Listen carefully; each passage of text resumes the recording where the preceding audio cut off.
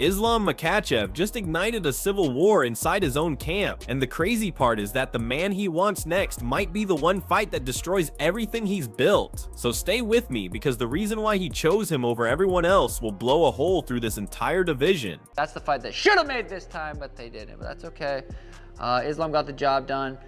Ilia, it's like, even if he's going against Paddy, it's like, I don't know who I got. I want to see Ilia win his next fight just so we can see Islam versus Ilia. That would be the biggest, most skillful fight of all time. It would be honestly hard to beat. He said it. He said he want to fight Kamaru Usman. Kamaru Usman is 15-fight winning streak, 5 title defenses, greatest welterweight of all the time. Beating all these young guys, what does that do for his legacy? It doesn't do nothing for his legacy. We're going to meet him eventually, whether it's the White House or whether it's another time. Let the UFC decide that, I say. But we're going to meet him eventually if he wants to continue to come up. But I seriously doubt. My take is on this situation. Islam Makhachev's next fight should be Ilia Topuria.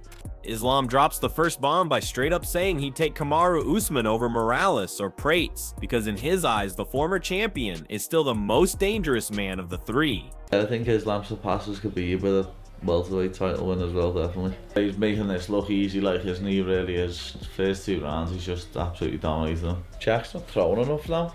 He's scared of getting took down, so he's not throwing enough. And them car kicks are starting to take the toll. He's scared to get in too tight in case he gets took down. Takedown, too easy. It was an easy double leg takedown, not like that was far too easy. Complete and utter domination, winning every round clearly. Fight like this shows how good Volk is, really, doesn't it? On his back, first time he's got a proper advantageous position. Now he's got the body triangle locked in. So far, 2 very one-sided title fights, unless Jack Della Maddalena pulls an Anderson Silva out here, lad, and subs him or a Leon Edwards and head kicks him. 2 very one-sided title fights. He doubles down by saying, if you give me the choice and ask who I want, I will say Kamaru. And the shockwaves of that one sentence are already splitting his team in 2. As soon as I seen him in the cage next to each other and seeing the size, I was like, yeah, Islam will be able to grapple him. I thought that Jack might be a bit too big for him, but he doesn't look like a lightweight fighting a welterweight, does it? Pound for pound #1, lad. Unbelievable performance. I think he goes down as one of the best ever, me, like, yeah. Yeah, he mentioned the White House, but I think he'll defend his belt before the White House. The White House is until July, is it? Let's see what happens, lad, you never know. Ilia's been saying he wants to go up and fight him, lad, but you've got other contenders there now. Morales, Prates, you've then got Ian Gary if he beats Bilal next week. Shavkat as well, who needs to come back. He's been the #1 contender for about a year. They're all exciting matchups for Islam, lad. The welterweight division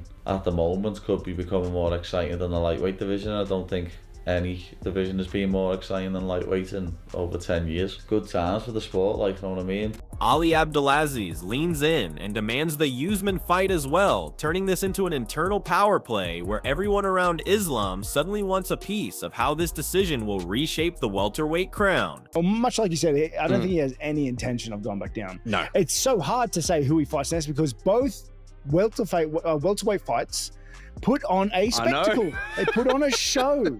And honestly, it could be a flip of the coin. Like, in a perfect world, like in a world of rules and regulations, the higher ranked guy would just get the fight. Both guys put on an excellent showing. Yep. But what actually happens, who knows? Is anybody's guess. Anybody's guess. Keep watching, because what Paddy Pimblett says next is the kind of wild statement that will get him lit on fire by Khabib fans in the comments. If I was to guess, right, you have Michael Morales probably going up to where Sean Brady is, so that makes him second. Bilal Muhammad is fighting Ian Machado Gary next week, and like, even if he happened to win, I don't think he fights Islam. Plus, he needs a couple of wins to get back into that title contention. Either you have Michael Morales versus Islam Makhachev, or you have Michael Morales versus Carlos Prates for the #1 contender fight. But then I'm thinking about that, and I'm like, hold on, if Carlos Prates wins and Ian Gary beats Bilal Muhammad, how is that fair to Ian Gary? Because he just beat Carlos Prates. Welterweight is crazy, and not to mention Kamaru Usman and Shavkat Rakhmonov are just lurking in the wings. I don't know what you do. This division's stacked, bro. It's crazy. And not to mention, Islam just asked for a White House fight.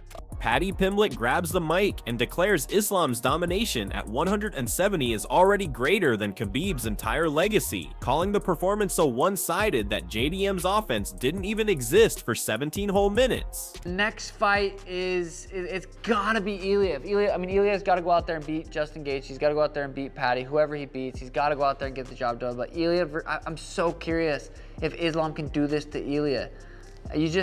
Ilia, he matches that skill set, and I just feel like it would be a lot closer of a fight than Jack versus Islam was. That's the fight you have to make. That's the fight that should have made this time, but they didn't. But that's okay. Islam got the job done. Ilia, it's like even if he's going against Paddy, it's like I don't know who I got. I want to see Ilia win his next fight just so we can see Islam versus Ilia. That would be the biggest, most skillful fight of all time, and it would be honestly hard to beat. I don't see who Islam doesn't do this to in that division. Yeah, we haven't really seen Ilia get tested in the grappling. Bryce Mitchell is a very high-level grappler.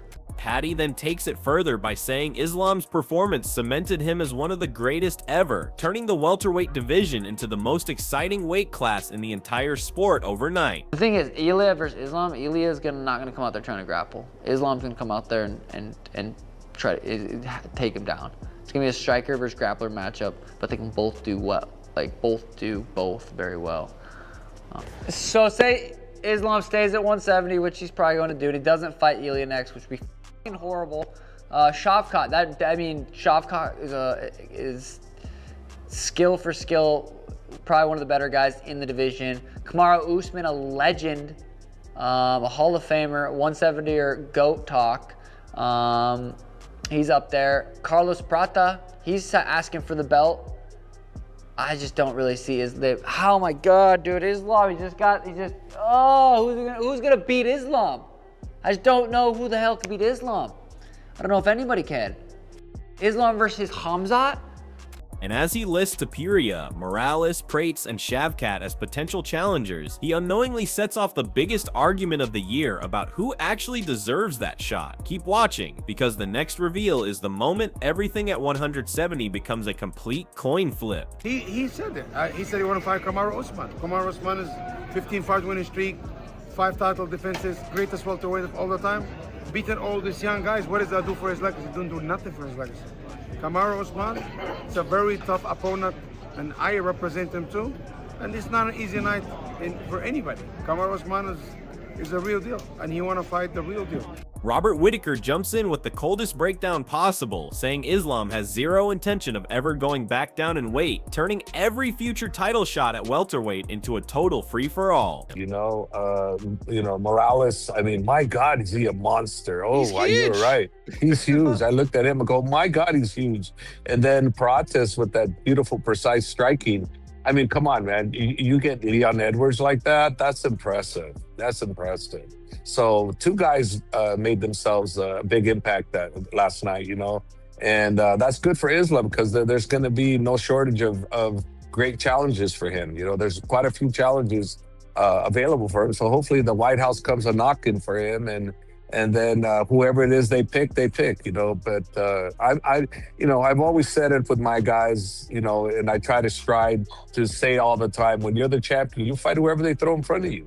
Let the manager work what they have to do, but your job is the defense against who they put in front of you. Even if it's number 30 guy in the world, you fight him. That's what they give you. That's what you fight. Whittaker says the recent welterweight fights were so spectacular that choosing the next challenger is not about rankings anymore. It's blind chance at this point. Let's see what happens. If the UFC offers him, then no problem. I can't answer for Islam, but I'm saying no problem. Islam and his, Ali, who I consider the greatest manager in the business, will do the right thing for Islam. So, but let's face it, we're going to meet him eventually, whether it's the White House or whether it's another time. Let the UFC decide that, I say. But we're going to meet him eventually if he wants to continue to come up. But I seriously doubt Islam will want to come down. And for him, it's the first time anybody will ever go for a triple, right? He'll be the first triple challenger for it. So that would be a monster fight for the whole world, to be honest with you. Johnny Ross piles on and calls the division impossible to predict, suggesting Morales versus Prates as a #1 contender fight, while naming Usman and Shavkat as lurking threats hiding behind the curtain. He asked my opinion, I say hell no, and then Khabib's opinion, it's a no, and then the most important person is himself. If he doesn't want to come down, he shouldn't come down. Why? He's very strong at this weight. I've told everybody before how strong he was, and look at the grip strength he did. He beat Alex Pereira on the grip strength. He's got incredible strength, man. Hey, by the way, Kamaru Usman popped by this show as well a few days ago. Says he's next. Dana White says he's the greatest welterweight of all time, but I did notice the fans have had a pretty negative reaction to it, right? Like, I had a lot of people say that I want to see him next, and no doubt about it. I feel like Kamaru Usman actually would be an interesting matchup, right? Because at least he has the wrestling, so it would be interesting.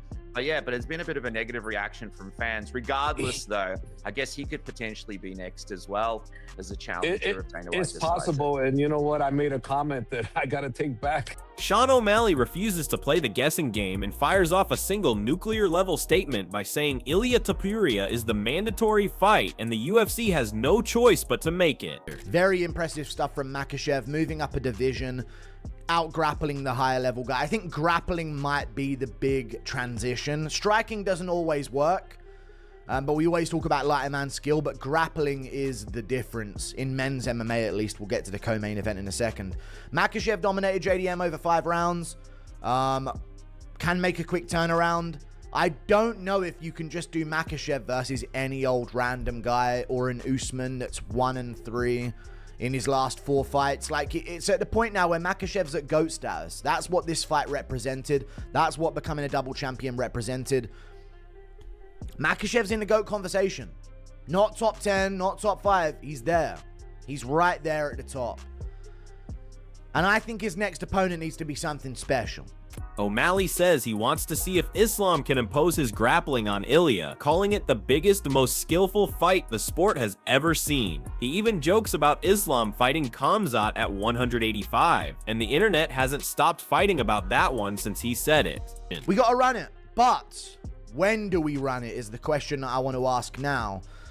Look at that crafty smirk, dude. He knows something we don't about this matchup, but my take is on this situation. Islam Makhachev's next fight should be Ilia Topuria. But Ilia Topuria's got to do a title defense at lightweight, man. If Arman Tsarukyan, and this is coming up this weekend, Arman Tsarukyan versus Dan Hooker in Qatar. If Dan Hooker wins, forget it. Run Ilia Topuria versus Islam Makhachev. If Arman Tsarukyan wins, you got to do Ilia Topuria versus Arman Tsarukyan in January or February on a Paramount pay-per-view, and then run Makhachev versus Topuria in the White House. First of all, you can't just have Ilia Topuria gallivanting around divisions while he's got deserving contenders that need to have their own chance at legacy themselves in Arman if he does defeat Dan Hooker, which I assume he will. Before you blink, Ali Abdelaziz returns to confirm Islam wants Usman next and that he prefers dangerous fights, even if it crushes someone else's legacy. Islam's the problem with all this. And have no look at Jack, who's laying flat on his back on the ground and not able to get up and going, we have to blame Islam for being too good at doing this. Or we need to change the rules because he's too good at doing this. And it's not interesting for fans to watch. Versus Jack is so bad with his grappling defense or his takedown defense or his ability to get off his back that this looks pitiful, like a dad playing with his child, and he's unable to even fight. He's just trying to survive the rounds. He's not even able to fight. This is how bad this is. When we talk about like, oh, it's not fighting, it's hugging. Yeah, I agree with you that it's not fighting in that case because Jack isn't fighting him back. Jack's not throwing punches from the bottom. He's not trying to look for submissions off his back. He's sitting in half guard on his back, just trying to survive the round because he has no answer for it. That's how dominant Islam Makhachev was in this fight and how dominant he can be with just specifically grappling. Did we not watch Jack Della Maddalena and Belal Muhammad? Javier Mendez steps in and highlights Morales for his size and Prates for his precision, making it clear that the young wolves are circling the throne sooner than people think. Anyway, Islam wins a dominant 5-round decision, and he got on the mic and said he wants to fight at the White House. He's, let's go at the White House, brother. And, you know, right away, I'm sitting here going, who is next for Islam? You can't run JDM back out there in some sort of rematch. That's not going to happen. He's going to have to pick up the pieces. Yeah, Belal Muhammad there. But I don't know how well Belal Muhammad and Islam get along. Are they going to fight? Is that one of those weird friend-buddy things? I would love to see that fight. I think it'd be a great one. You have Michael Morales with a big-time win. He takes Sean Brady off the map. There he is. You have Ian Gary there at 170. Again, his grappling's not the greatest when it comes to being able to handle that kind of wrestling. You have Shavkat, but apparently his knees are still fucked up. I don't know if he's going to be fighting anytime soon. I'm just going to throw something out. Javier then announces Islam is not going back to 155 because moving forward, he wants to become a historic triple champion, forcing lightweight contenders like Ilia to move up if they want to challenge him. Islam Makhachev and Ilia Topuria. That would be I would love that. But it seems like they have other plans for Ilia first, so we'll see. But if you can't get that one done, like I said, there's all these other 170s that I already named off that you can't do. What about Kamaru Usman? Kamaru Usman at 170. I'm not saying it's plausible, because it's probably not going to happen that way. It's not really fair to just stick Kamaru in there. But who's got the best shot to beat him right now at 170? That's what I'm asking. Maybe it's not the right question to ask. It's more about rankings and who's earned the shot. I get it. But who's got the best shot to beat him? Who's the most interesting matchup for that kind of counter style? It'd be Kamaru Usman. It would be. Great wrestling, developed into striking, had a really, really close fight with Khamzat Chimaev, and that's the only way I can really compare him. Pretty much stuffed a lot of what Khamzat wanted to do. Maybe I'm pie in the sky, but that's what I would do. If you couldn't get Ilia and Islam at 155, I'd go there. Plus, again, White House card, you need an American. Kamaru Usman's there. Anyway, that's what I think, man. What a card. What a banger. But again, I know this is not going to go over well with everybody online. He emphasizes Islam's strength at 170 is too dominant and dismisses any chance of a cut to 155. But he admits Usman's wrestling makes him an actual threat despite fans hating the idea of him skipping the line. Keep watching because the next voice puts Islam in the GOAT conversation with zero hesitation. Think about this, like what if Islam wins? Like what now with the welterweight? Fights were good. Yeah, the card was stacked. Yeah, the main card was crazy. Even though my boys didn't win, my picks were a little bit shifty on this one. Sometimes maybe good, sometimes maybe shit. I just thought Jack would be able to get up, and he did later on, but it's just, guy's good. Look, Jack that 170. Nah, I didn't even think that far, like, if he won. But now I'm like, okay, what's going to happen at 170? So, yeah, we'll see. We've got Prates, Usman.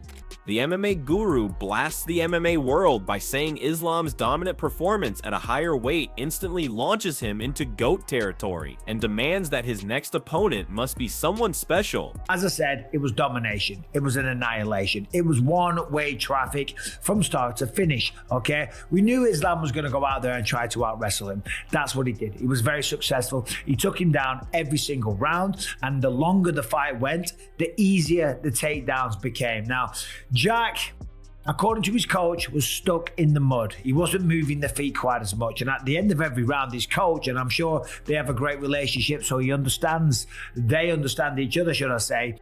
But the coach was just giving him a hard time. He was like, what are you doing, mate? Don't sit there in half guard. Don't do this, don't do that. Come on, you got to fight him. You're stuck in the mud. He was just giving him crap every single time. And Jack, as the fight was going on, was just looking more and more deflated, dejected, defeated. DC and Rogan were saying that he was grimacing. He was grimacing in pain. I'm sure that some of the elbows and the punches and the calf kicks were all hurting. But I think for the most part, it was just the fact that he couldn't do anything. Guru pushes for Islam versus Topuria as the next mega fight, but stresses that Ilia must defend his lightweight belt first, likely against Arman Sarukian, to keep 155 from collapsing. Wade conceptually snaps back at the idea that Islam should be blamed for a boring fight, instead accusing Jack Della Maddalena of having such poor grappling defense that he was reduced to pure survival for 5 rounds. Wade then fires off a list of possible challengers at 170, including Belal, Morales, Ian Gary, and the injured Shavkat Rakhmonov, making the entire ladder look like a minefield waiting to detonate under Islam's feet. He also says the super fight with Topuria is mandatory at 155, but if not, Usman at 170 is the toughest stylistic challenge Islam could ever face. Israel Adesanya jumps in to praise the high-level nature of UFC 322, admitting his predictions were off, but acknowledging Islam's win threw the entire welterweight hierarchy into chaos. Belal Muhammad praises Islam's 50-45 domination and says JDM was helpless, overwhelmed by calf kicks, takedowns, and the suffocating Dagestani pressure that drains fighters like a leaking battery. Daniel Cormier ends it all with the final hammer, saying Islam showed exactly why he was the massive favorite, controlling JDM from bell to bell and becoming a 2-division champion on the back of world-class wrestling and grappling.